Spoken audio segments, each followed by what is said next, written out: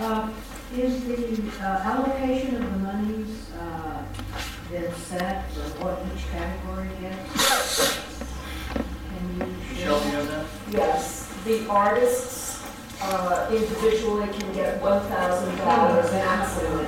I'm not getting to it, and their total amount is $20,000. The emerging organizations are $3,000 individually maximum, and there's a total of $55,000. And the legacy organizations are allocated $15,000 maximum, and they're $75,000 total. Thank you. For a total of $150,000. All right. I do have some speaker cards on this, so I'll just chime in here. Jacqueline? Yaji? Yeah. I'm sorry, I guess we're going to go to these, all these items are not, they don't really have a number. 1, 2, 3 channels, submissions, and calendars. So let's go ahead and, go ahead, Jacqueline. I just want to address to all of you, I'm very grateful for the grant I have been awarded last year. With it, I was able to achieve 2 major activities, a dual exhibition with 2 artists, a photographer and myself, and a major educational ceramics exhibition together with painting from the collective of Café One. I have grown as a human being, professionally as an artist, and most important, we have been able to address to the Oxnard art community with honor and respect. I hope you all have this in mind when you make your selections on the next period of grant. Thank you very much. I hope my process is not stopped. I don't know if you are the right person I have to address this, but I just want to put it in the air. Well, just for clarification, Councilwoman Padilla and I do not participate in reviewing. We're not the evaluators. We'll get to that process in a minute. So, not us. Okay. Debbie? Yes, I just wanted to make certain that we put a high priority on having a training for our reviewers so that they're consistently looking at the same information. Ideally, it would have happened in conjunction before the applicants turned in their paperwork, so everyone was speaking about the same points and using the same definitions of words. The particular one that I was concerned about, as you know, was in the budget. It says the budget is reasonable and appropriate. And I think that that is so vague that it's almost impossible to get a grouping of people that will all have that same definition. So I'm very, very concerned that if we do all the work of putting together our arts proposals and people have a passion for their specific art, of course, that it will fall apart with the giant holes that we have without having consistent definitions and making certain that everyone who's a reviewer is using the same criteria for their evaluation. It's the potential of having the weakest part of our process be the most important, and so I'm very, very concerned about that. And I volunteer to help put together the types of techniques that maybe we should be talking about beforehand, and I know there are other people that would also do that, but I just don't want it to go to the stage where the applications are sent out to reviewers and there hasn't been a process for specifically clarifying any gaps. Thank you. I do have, Armando, you already spoke, but so we'll get back to you after if you want to speak. Yes. Javier, and I'm going to ask Michelle and Matthew. Maybe as a privilege to the committee here, maybe hearing what will be what's entitled behind all the preparation of getting the applications to the reviewers, and what is it that they're going to go through as far as what training, maybe that could help clarify some of the things that some of us might have and question, as what Debbie was saying, or what's in place right now. So we have established the panels. They were provided, the members were provided with the information last week. We will be providing providing training to them as they meet. Michelle will do the briefing, establish the criteria, answer any questions that they have. I think we can very adequately do that. And then Mr. Edel, whenever we're with Michelle, would you guys be able just to give some insight as to how the panelist chosen and they consist of? Sure.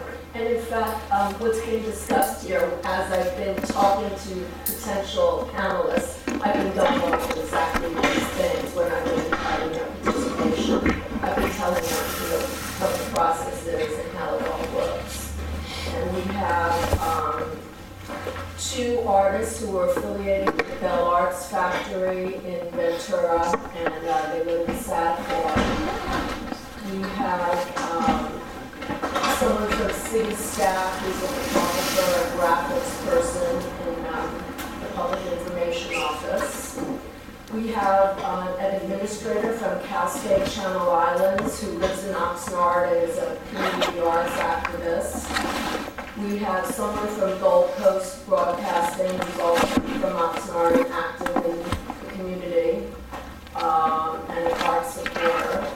And then we have someone from the city of Ventura who's a cultural arts supervisor. Kind of in my position, maybe a little bit higher in the hierarchy. And those are the 6 people.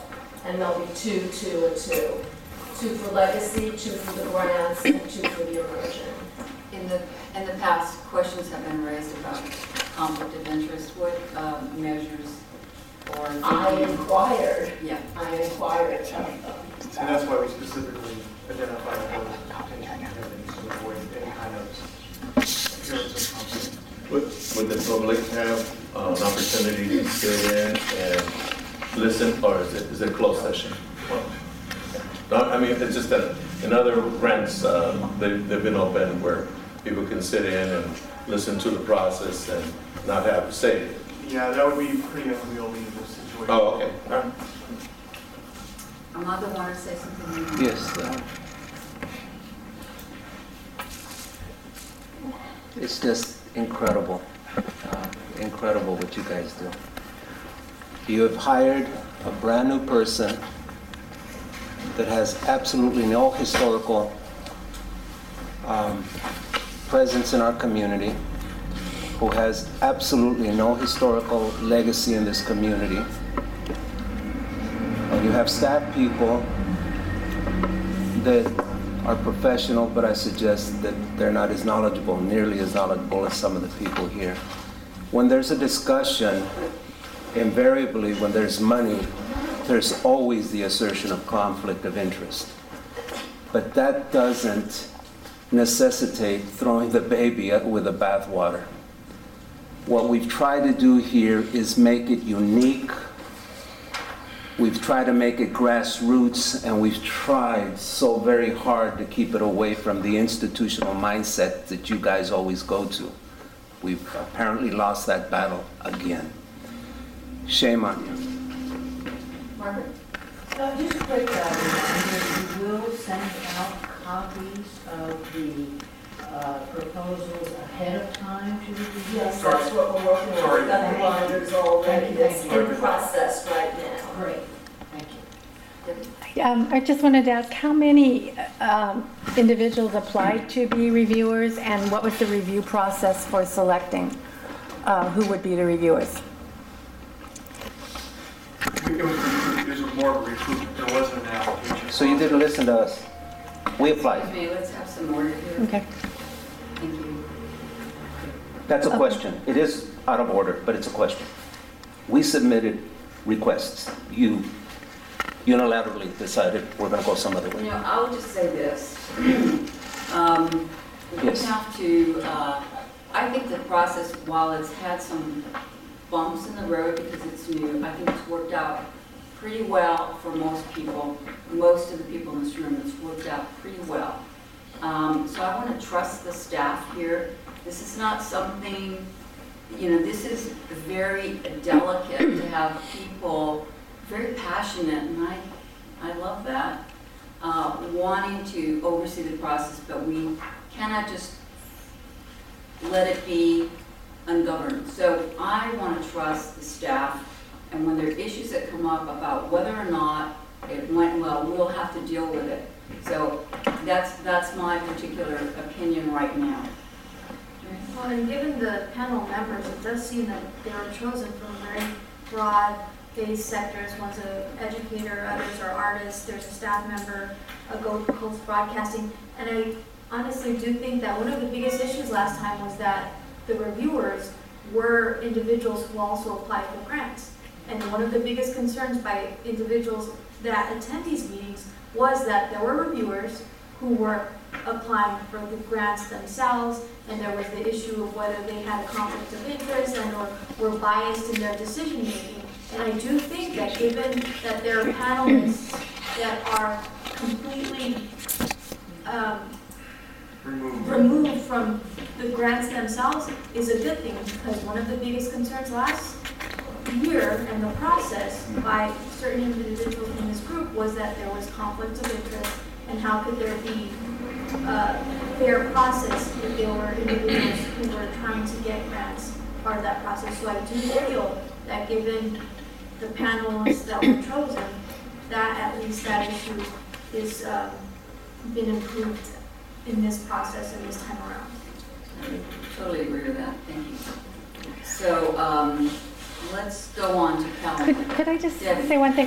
I think, at least from just hearing this, my concern is, again, that training, because if we have great people, great reviewers, but they don't necessarily have experience or an understanding of the premises behind, especially some of the emerging art groups, and that sensitivity has to be built into the direction for everyone, because otherwise, if you, for example, have something that is atypical or unusual, how are we building that sensitivity into the selection of specific evaluators?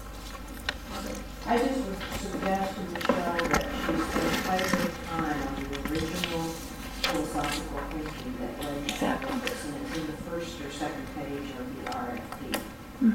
Principles or whatever it is. But I think that the emphasis on diversity and other things that are sort of characteristic of the city, which are built into the RFP, would be a very good thing to spend maybe as an initial 10 minutes on it or something. I was certainly planning on that, and in fact, the RFP is in each reviewer's binder. The very first thing on the left side, before they get to the proposals themselves, is the RFP.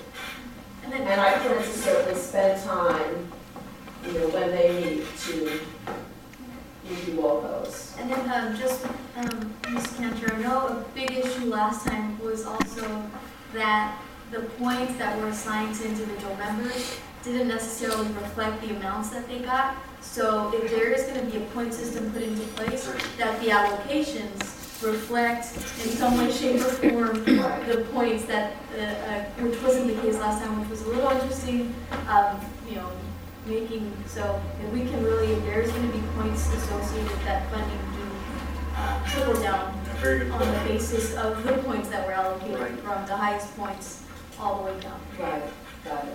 I just one extra little piece with that. So the points, that's part of the training, to say if you're giving 15 points for this, these are the things that need to be in place. If you're giving 10, these are the things. So that clarity is there, because that's where a lot of confusion seemed to have happened last time.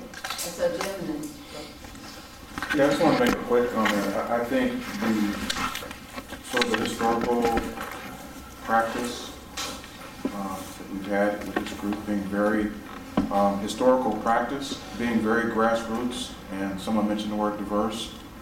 We have a lot of new people, new artists, new emerging organizations. Even this year, I see some great programs listed here that could be a paradigm shift for the city. That's not going to be clear cut in a grant, check off the box story. So I want to carry the passion forward, and we are trying to do something beneficial for the city, and I hope that message carries forth to the evaluators as well, because we do have some historical practice with the group here, and I think some great things are being nurtured and developed and fostered, and I'm hoping that continues as well and carries forward in this process, because these funds only amount for so little, and I think the networks that have formed, the relationships that have formed outside this room are for life. And I'm hoping that message carries over, because I see a lot of collaborative opportunities that are presented. Other comments? And then just before, when we move out, I was going to say that I thought the selection of your panel was, in my opinion, was correct. Okay, I don't think we need people of this group to be sitting in on the panel. And the only other thing I'd like to see is that if their points are awarded, can we see what those are? Because I know last time when I saw some of my scores, I got 25 points from one person and 0 from someone else. And that to me is kind of absurd. Maybe the 25 was absurd, but also the 0 was absurd. But I think you did the right thing in kind of having an independent group. Right, and like last year, we'll make the review information available to anyone that wants to see it, and provide as best we can some feedback to all the groups or individuals that seek that. I'd like to just say that neither I nor Councilman Padilla know who the reviewers are. Trying to keep this, at least from my point of view, away from any biases. I know so many of you, I really like what you do, but it's not appropriate for me to be participating in that. So that's why we really kept it at arm's length. So I appreciate that very much. and then just a quick point of clarity, Ms. Catcher, none of the groups here, all of them who are reapplicants did fulfill the requirements of turning in all the appropriate documents in order to apply. Okay, perfect. I just wanted to make that. Another point of clarification at this point, I guess, again, what are we going to do with that question that I posed? I think that it's appropriate now. And I'm going to address the Maritime Museum, the Children's Wing Museum. They are receiving funds from the city. What are you going to do about that? Since you're doing it independently, I guess you're going to do it independently again, but at least I want to know if I can have an answer, because that represents a significant amount of money, $30,000 if they're awarded.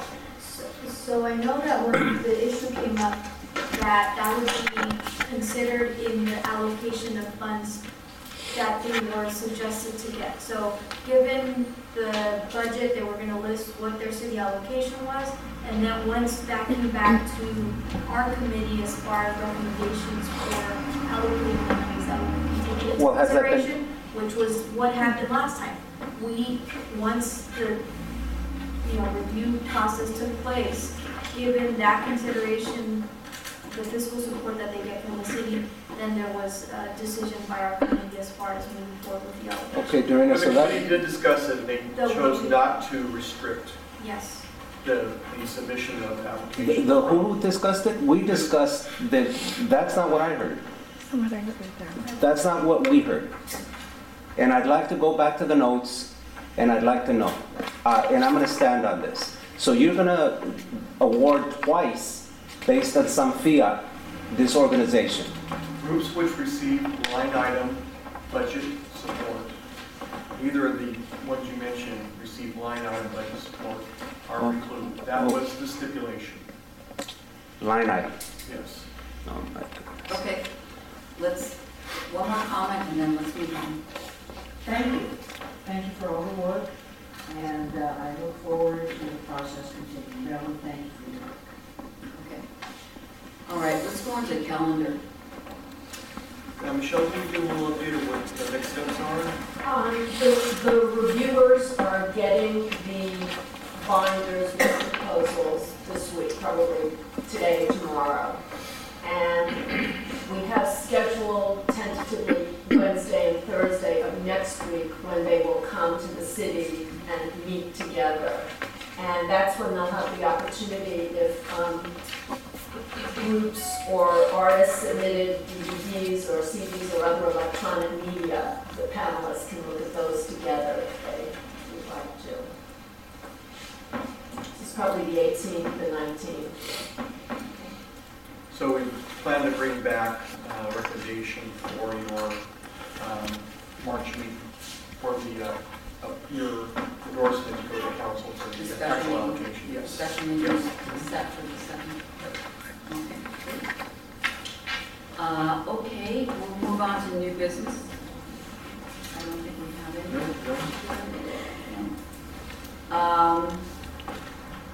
The cultural arts assistant report, Michelle. I wanted to mention, and I think Suzanne Bella, if she's still here. Yeah, she's there. You know, I know I've sent out to our mailing list, our database before the California Arts Council, and urged everybody to get on their mailing list. And they have a new grant process underway right now for 2015. One of them, I think a couple of the groups applied last year but weren't successful. Creative California Communities is one of them. So it's the California Arts Council, very, very easily found on the internet. And they have grant opportunities on an ongoing basis that they list that aren't just from the state of California, but the current cycles beginning for theirs from the state of California. Is that how you would call it, Suzanne, as well? Yes, I just think the reason I thought this might be interesting to keep in the group psyche for this year, hopefully they do it again next year, is that in the eligibility criteria it says the applicant must be a nonprofit organization or local arts agency, and I was just wondering that as this point, as the commission grows, that it would seem that they would certainly qualify even before being a 501c3 nonprofit as a local art agency and might be able to put together a package that would, be inclusive of many of these groups here. It seems like the goals, if you don't mind, Michelle, can just reiterate them. In fact, this is one of my board members brought this to our attention to share with the group. Program goals, I'll just do it in a nutshell: creative revitalization, revitalizing neighborhoods and communities using arts as a central project activity, develop innovative arts and culturally related approaches to cultural economic development and tailored to the specific communities or circumstances.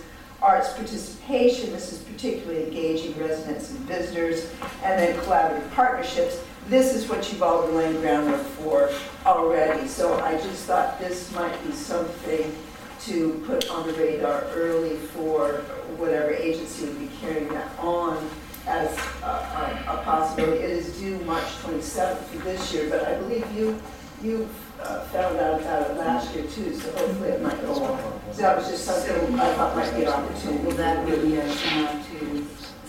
I think certainly, yes. So question, and then maybe Suzanne, if you can make, would you think that our agency as the Cultural Arts Committee would be able to submit something, maybe given some of the projects, or as opposed to having the individual projects submit, would it be more of a Oxnard? Well, that's the way, I think someone, perhaps Michelle, or someone should simply call the Arts Council. I think so. Last year, I think it would be stronger as a group. Yeah, and then that way, Whatever. given the qualifications and or the criteria, we might be able to apply as an Oxnard Cultural Arts Committee and designate groups that would be able to meet and fulfill the criteria that some of the grants are asking for. So I do think that would be a big opportunity for us moving forward, and not to gain some momentum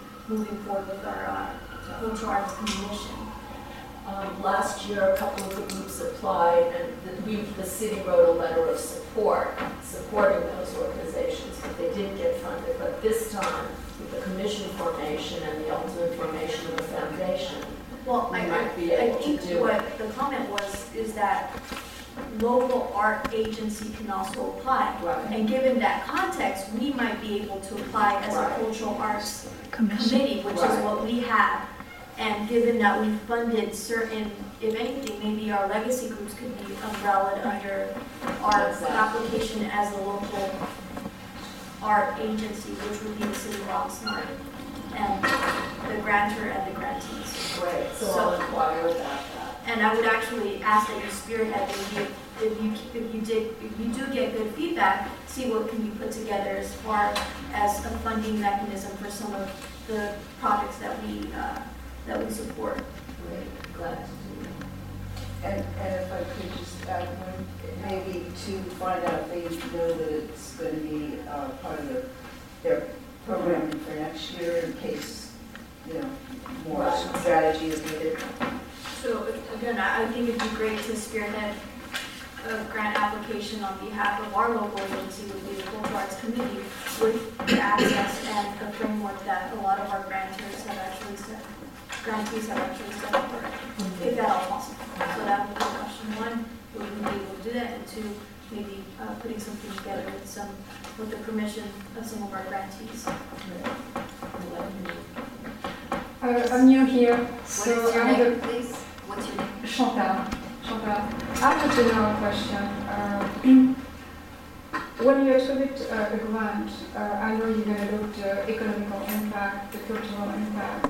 Are you measuring also the impact on the transformation of individual life when you attribute grant, or this is off the table? We discussed, we are unfortunately a committee of the city, and we have to follow the agenda, and that's something we discussed before while we were on another agenda topic. And I think, I'll just say as an aside, I do think that's something we want to consider, but we've already passed that topic, so I apologize, but we've got to move on. Here's one little more information. When we had the pre-proposal meeting, Julia Chambers from the Maritime Museum was kind enough to give us a mini lesson on nonprofits forming their game plan for writing proposals and for their general development. And I have copies of that form that she passed out. I think I sent it to some people, but I have copies of it if you like. It's from the Kellogg Foundation, and it's a model, I think. For instance, like a program on Cafe on A, you have an assumption that you want to, say, work with homeless parents and mothers and their children to do art. It's an assumption. Then you go to your inputs, you have staff, you have a venue, you have a budget.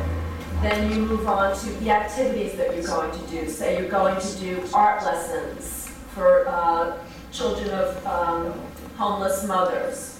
Then you have your outputs.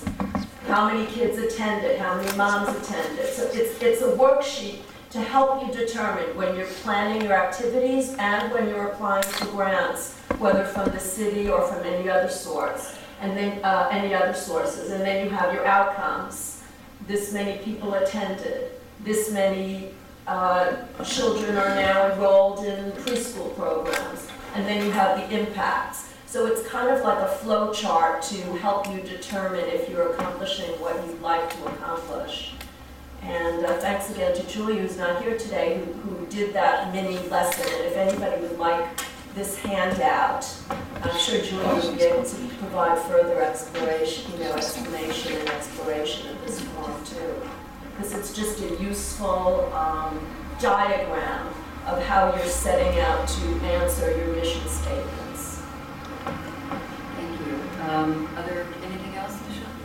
I think that's it. And I, as a committee member, request that hopefully we can get by next meeting. I know that given the fact that the commission is going to be forming on the 11th, I do want some framework moving forward, at least on the first meeting or subsequent meetings after that, as to what would be the process to build that 501c3 structure for the city, given any type of, so if we can have that maybe on the 2nd, an overview, and then that way it'll be ready for March 11th so that the commission itself can get up to speed with what eventually we want to have happen, and then more so, here's the framework and the next steps that need to be taken in order for us to be able to move and reach that junction.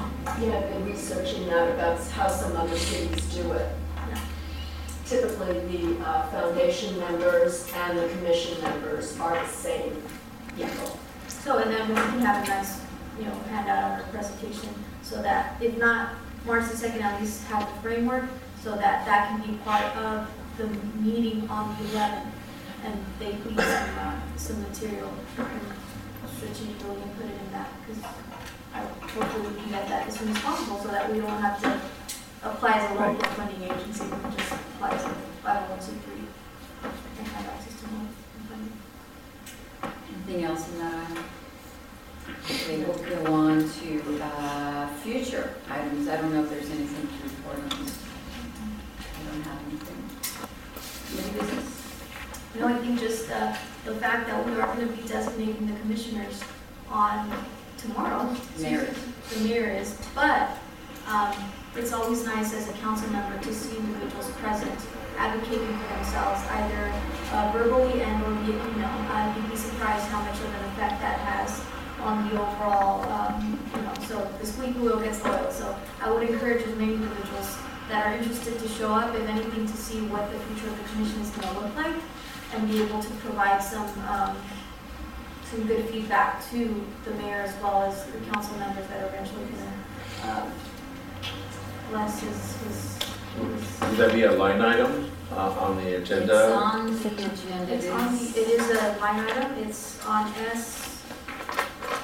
M1. So anybody who wants to speak tomorrow, it is one of the first items that we're going to address. And if you want to come and support someone or yourself, please do. In public, when the item comes up, be an opportunity for people to speak for 3 minutes. Mr. Nash? Thank you. And I would highly recommend that everybody take the advice of our 2 council members. I think that the old paradigm has been thrown out the window, so you really have to step up and be your strongest advocate. Get up there, speak about your passion, your vision, your art. And the mayor and the mayor pro tem and the council members will absolutely listen to what you have to say, but you have to get up there and say it loud and say it proud. So. I have another point. I'm sure you're taking into account the sustainability, right, when you're providing a grant to someone. And I was thinking, some people wouldn't listen. Years after years after years, try to make change in the community through the art, because art is an amazing transformer, like we know music, art. So you do take into account this aspect. The commission is going to be appointed, the people are going to be appointed tomorrow night. Yes. And so you already know who they are? Or I mean, the mayor is already, so he's going to just listen to people tomorrow night and then decide at the end of the meeting who he's going to appoint? Well, there are applications that people submitted. Right. So that I understand. Okay. So there's been 14 applications. So those have been reviewed, I take it. And a decision has been made on those 14? Well, that decision will be made tomorrow. Will be made tomorrow night. By the mayor. By the mayor. Yeah, in public. In public. So there's still opportunity to talk to him, to send him communication. He usually meets with the city manager this afternoon. Okay. You want to write a note? I don't know that he'd be able to meet with you. He's got a pretty busy calendar, but you could try to talk to him. Okay. That's about what I could recommend. And always, I don't know if he's made up his mind. I certainly haven't discussed this with him at this point. And you'll still have an opportunity to weigh in, but I think he will, it's my opinion, he'll take into consideration what people say in the public tomorrow. But I can't speak for the mayor, but I think that's what's going to happen. And there is a list of the yes, the it's on the agenda. If you go online, you'll find it pretty easily. So, okay, well, let's move on to the group announcements. And I will start over here. Mr. Sandoval, got anything? What was that? Announcements? Group announcement. Group announcement. Next Monday, I have a great film from the United States called Road Water. Road Water is a film by John Stewart, good director, but a young journalist from Iran who goes back to Iran and gets incarcerated for shooting some footage on the presidential elections. So, very good. Nothing today. I just wanted to mention that Jonas Lara, who was a grant recipient in the last cycle, did have his opening on Saturday at the Cam Studio Gallery, and he had 100 visitors. And it's a beautiful series of artworks. It will be up through March the 15th. And you can go on our website at carnegieam.org to find out the hours. Also coming on February 21st is a Free Family Day. It's a Saturday. Poetry series will also be on February 21st. And our next major exhibits will be changing over and open on March the 14th.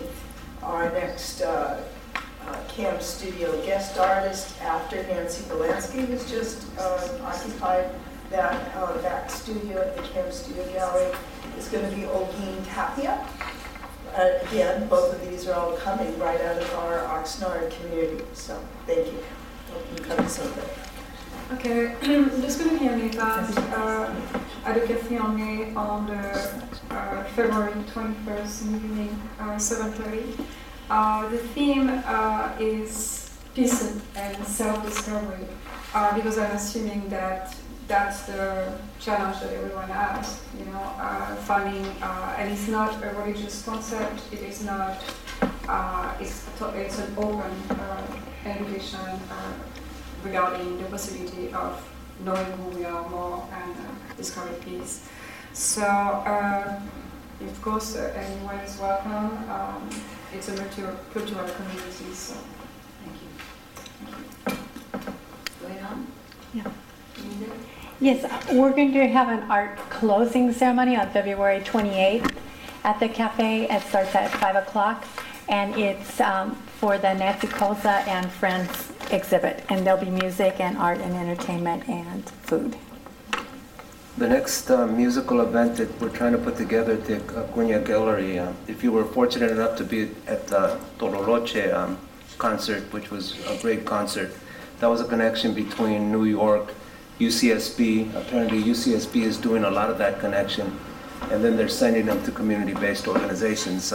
We're trying to get this group called Macu, and they're musicians from all over the world that reside in the East, and they're coming here to UCSB, and we're trying to get them on the 23rd into the 24th. It's not confirmed yet, but I'm putting it out because it's such late date, and it's February, so we'll keep you guys emailed up and posted and stuff to let you know, but it should be an incredible event again.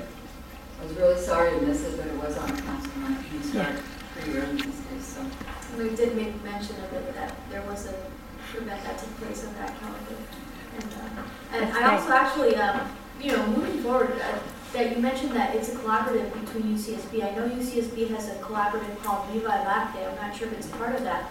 But I wonder, and Ms. Kendra, this opportunity in the future, if we could be the, and what they do is they select art venues throughout. There's a few in Santa Barbara, there's some up north, where they have these artists go and perform, and it's a collaborative between the community as well as them, and they have art performances for free of charge. They're actually free of charge, and they actually help fund that program. So I think moving forward, that's also going to be a great opportunity to collaborate with universities and or other public entities to have Oxnard provide some of the venue space for some of these types of programming. So I do think the Camp Island for that type of initiative that they're looking into. Jim? Nothing? You want to tell us about your art and jazz thing happening? Well, I could say something about it. It's a collaborative of Cafe O'Neill and some other folks around town, but we're pretty excited about the development of it. And we have a local musician that formerly is an Oxnard resident, Jeremy McCauley. He's played with some of everyone. He's doing the Fender Rose Fest as well, but we have some very, very important names, which I'm not going to throw out right now, that are looking at joining us in this effort and maybe even making it a weekend and doing some local venues with the galleries. That's all I'll say for right now. But the date? August 22nd. Yeah, that Friday night and Saturday. There may be a Sunday. It's sort of growing its own sort of roots and wings. So it may just be a weekend of jazz, art, and fun. Yeah. So I'll keep you posted. We're going to have another meeting here very, very soon. You know, get back into the swing of things. You know, now that I'm back from my family stuff. But yeah. If I could ask, we need at least a 5-month lead time for any future publications like AAA, West Waves, or any of those. So the sooner you can get information to the CBB, the sooner we can get our media folks pumping it out into the world. Okay. Anything else? Well, we're really excited for this new year. One of the unique things that we're doing at the center with children, this is all children, and the kids taking on ownership and leadership on learning how to play acordeones norteños. So we're introducing this year just the class of accordion playing. We have 9 accordions that I've already purchased to have in the hands of our kids, and as soon as I gave one to one kid, he started playing 3 songs real quick, just innately just picked up the sound. So that's exciting because we're blending and we're fusing our Jarocho program that we've had for several years, thanks to the work of Javier Montes, who comes from Santa Paula on Saturdays. And so we have our accordion classes on Monday and Thursdays and Saturday mornings, and we fuse the harps along with the norteño accordions with the mariachi group. So it's a unique experience that we're challenging a lot of the other mariachi groups throughout the area, because no one is really using the accordions or really using the harps other than separately as a jarocho group or whatever. But that's one of the big exciting things that's happening at our center, and the kids are just so hungry for stuff like that. Along with this, our center is getting involved with organizing again the Cesar Chavez March. This year we're gonna go to the south end of Oxnard. We're gonna take it out of La Colonia and take it to the south end of Oxnard to Squires Court, lead up to Oxnard College, where President Duran has opened up his doors to have a President's Day, where a President's Forum, where we're going to talk about the key issues related towards the impact on our community, immigration, health, as well as licenses. So it's going to be an exciting time because all of that's an effort between the Aztec dancers that are going to be participating, marching down Pleasant Valley Road to Rose to Oxnard College, a 1.8-mile march. But You have your permit already? we're working on that. That's why we have a meeting with our the city manager tomorrow to take care of all the particulars. And so, no, definitely, we have the chief and several other people working with us. Get the chief involved. No, we got somebody else. Well, cable public access is still working its way through the process, and if you think this is a cumbersome process, try dealing with national, state, and local legislation that tells you can't do this and you can't do that, and so it's been a process, but we'll get it. I forgot to mention something. April 12th, in collaboration with the Grantee, the Oxnard College, the student, we will have a concert piece and with beautiful warm music. This musician already have given another concert previously at the Grantee, so April 12th. I will just say that I received an email saying the Latino Thought Maker Series Tomorrow night is having a free comedy show Thursday, February 12th. That's this Thursday. It's 7 o'clock, and they've had a great series with some really interesting speakers. And then finally, I will say that I did attend the talk given by Ramon Ramirez, not related to me, who's an artist from kind of based in East LA, and I really, really enjoyed it. And the exhibit's still up till 15th? February 22nd. February 22nd, sorry. Okay, anyway, try to see it if you can. Please save the date, April 10th. It's the opening at the Ventura County Museum. I'm helping produce and co-curate. It's on some Vietnam War, and I'm interviewing Vietnam veterans right now. But we have the whole museum. It'll be a 2.5-month exhibit, and I'll let you know more about it. But if you know any Vietnam veterans, please have them call me or email me. I'm interviewing them for another